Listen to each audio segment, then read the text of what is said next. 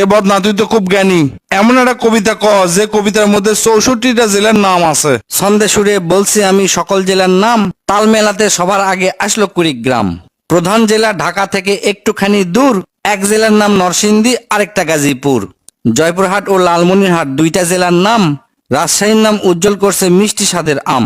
পাহাড় ঘেরা বান্দরবন ও সিলেট খাগড়াছড়ি, ময়মনসিংহের কিশোরগঞ্জে এই লেখকের বাড়ি। নেত্রকোনা সুনামগঞ্জে আছে ধানের মাঠ, সুন্দরবনের কাছে আছে খুলনা বাগের হাট। ভোলা এবং বরিশালে আছে অনেক নদী, পাবনায় আছে পাগলাগারদ, বগুড়ায় আছে দধি। পাশাপাশি দুইটা জেলা টাঙ্গাইল জামালপুর, আরো দুইটা জেলা হলো কুষ্টিয়া যশোর। মনের মতো একটা জেলার নাম তার মাগুরা, দন্তান্নতে নারায়ণগঞ্জ, নাটোর ও নওগাঁ। দন্তান্নতে আরো 4টি জেলা বলতে আমি পারি, নবাবগঞ্জ ও নোয়াখালী, নড়াইল, নীলফামারী।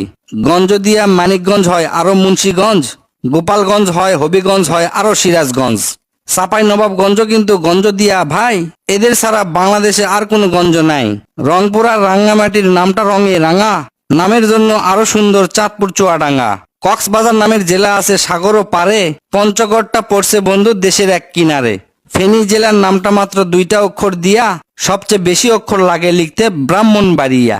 6টা অক্ষর লিখতে লাগে মৌলভীবাজার, এদিক থেকে শরীয়তপুর সমান তাহার।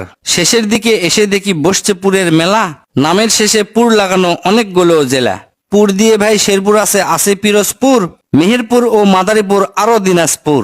ফরিদপুর ও লক্ষ্মীপুর এই দুইটা জেলার সাথে পুরের পালা শেষ করিয়া গেলাম বরগুনাতে। আসার পথে কুমিল্লা ও ঝালকাঠি সহ ঘুরে এলাম রাজবাড়ী, তার সঙ্গে ঝিনাইদহ। গাইবান্ধার নাম বাদে থাকে আর মাত্র এক হালি, তাদের মধ্যে একটা জেলার নাম পটুয়াখালী।